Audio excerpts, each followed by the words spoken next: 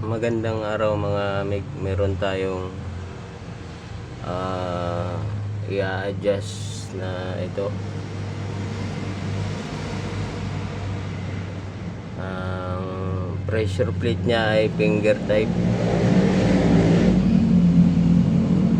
Ayan.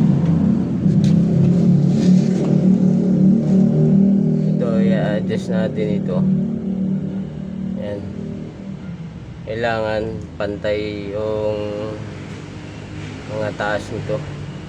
Yan, pantay dapat yan.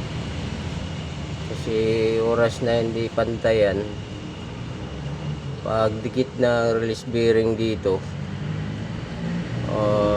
limbawa ito mababa, ito mataas, gigiwang yung yung takbo ng release bearing kasi ito nga mababa, so hindi pantay. Pag-apak mo ng clutch, ang tendency nun yung clutch pedal mo gaganon, taas baba, taas baba. Kaya dapat pantay yung adjust dito. Ayan, sukatin natin to.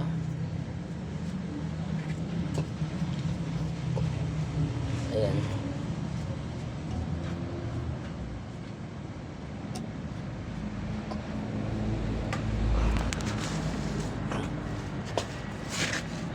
Dito ang pag-adjust. Ayan. Ayan. Kailangan ito nakatugod. Saka dito sa dito sa pinaka-lining natin. Gitna, dapat gitna. Ayan. Ayan siya. Ayan.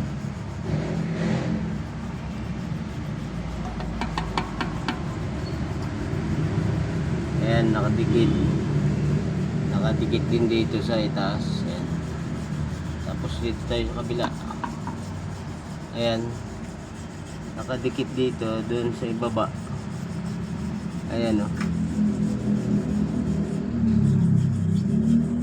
So, dikit natin. Ayan. Ayan, dikit na yan sa ibaba. Ayan. Tapos ito, sukat natin dito. Ayan. Dikit na yung dulo, itong itaas. Lutang. Ayan, lutang siya. Ayan. So, hindi pantay. Ito. O, ganoon din. Ayan. So, ito. Ganoon din, hindi pantay. Ayan o. Ayan. Hindi pantay yung hindi pantay yung adjust. Ayan, sa pag-adjust ng finger, magmula dito sa lining dito, ayan, hanggang dito,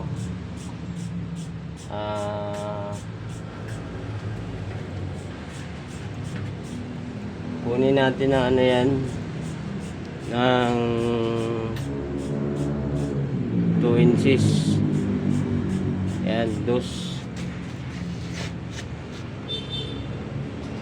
Ayan, dos.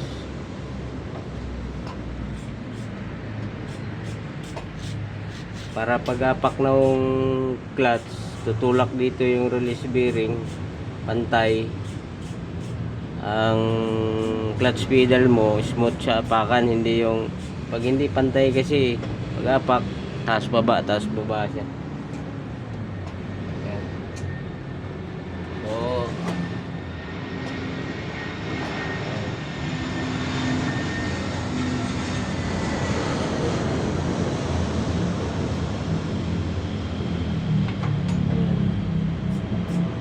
tataas. Ayan. Yung iba mataas, yung iba mababa. dapat pantay.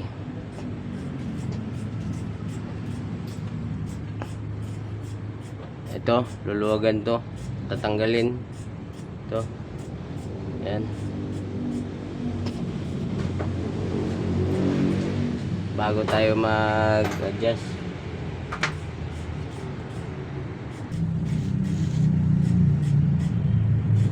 Ayan, tanggalin muna natin tong ano, tong mga lock.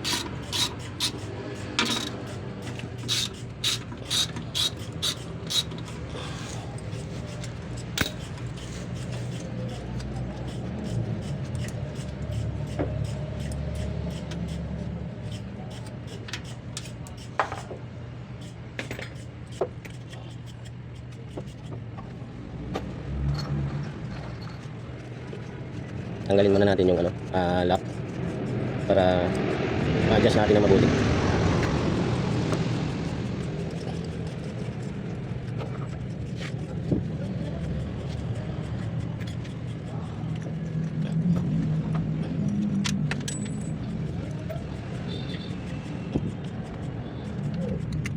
Ayan.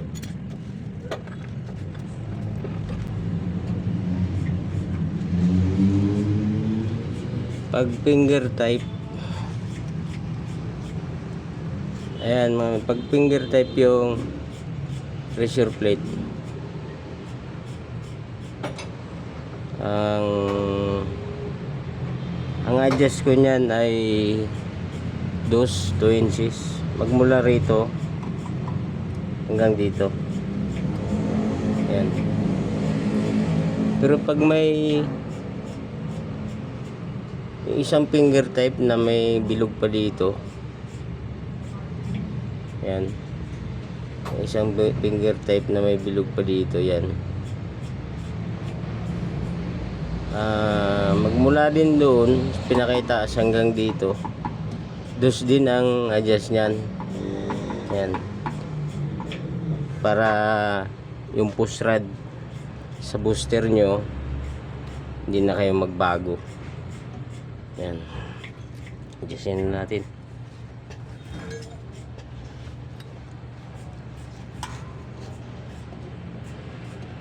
Ito mataas, luwagan lang. Yan.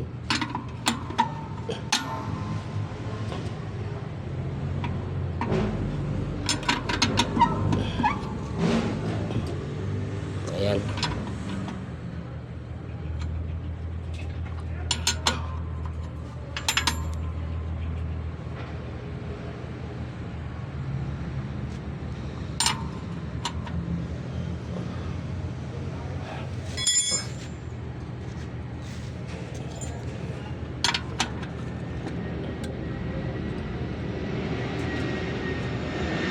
Ayan siya.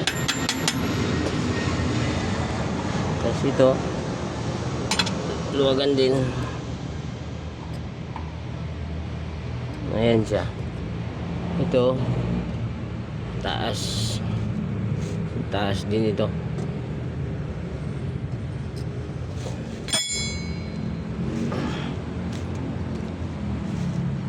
Ayan.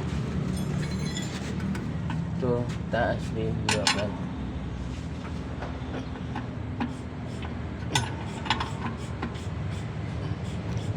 Ayan siya. Ayan.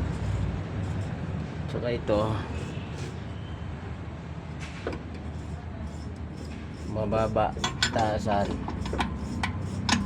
ipit. Ayan siya.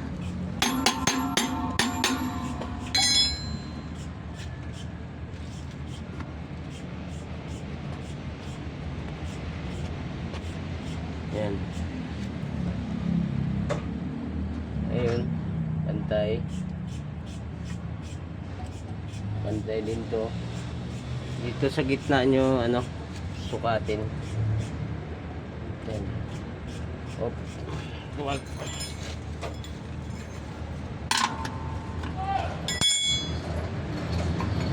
Ayan.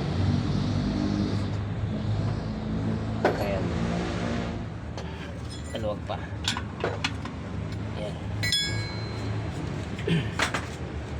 Ayan, pantay na po yung finger natin.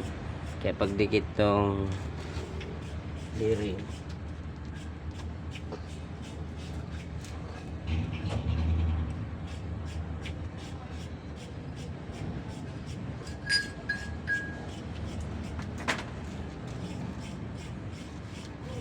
ayan, halimbawa ganito yung release bearing. Pagdikit nun dito, pantay. Ayan, pantay siya. Ayan. Pagka yung iba kasi mababa, ayan, mababa. Halimbawa ito mababa, mababa. Pag napakan nyo yung pedal, clutch pedal, gigiwang yan ng ganyan, oh. Ayan. Tapos yung pedal nyo ganon, taas baba. Ayan. Ito, bawal lagyan ng grasa ito. Ayan. Ayan, pinagbabawal lagyan ng grasa yan, at saka ito. Kasi oras na umandar yan, ang grasa lilipad sa lining, dudulas na lang yan. Mabilis masunog yung clutch lining nyo. Yan, so oras na na-adjust na to ng mga mekaniko. Ayan. Tapos yung iba, ang ginagawa, dinudukot dito sa ilalim ng transmission na adjustan to. Wala na ho, pagka madulas na yung lining, madulas na talaga yan. Hindi na kaya adjustin o ano. Ang adjust lang ng mga clutch sa pedal, sa push rod. Pag oras na adjust na ng mekaniko yung push rod sa gilid, huwag nang pakialaman. Ayan. Pag gusto nyo taasan yung clutch nyo o babaan, andun sa clutch pedal. Ang isuso, ang push rod ay ang tornilyo nun is 12 mm. Ang puso 14 mm. Yun yung adjustan nyo.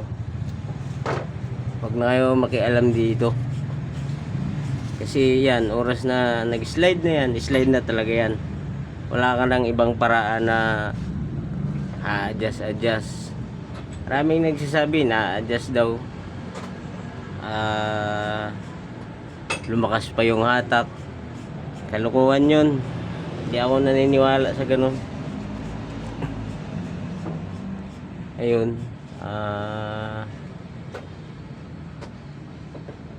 Sana nakatulong yung video na to sa mga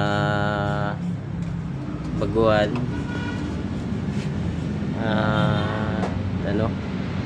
Pa-like naman po at pa-share naman sa video na to.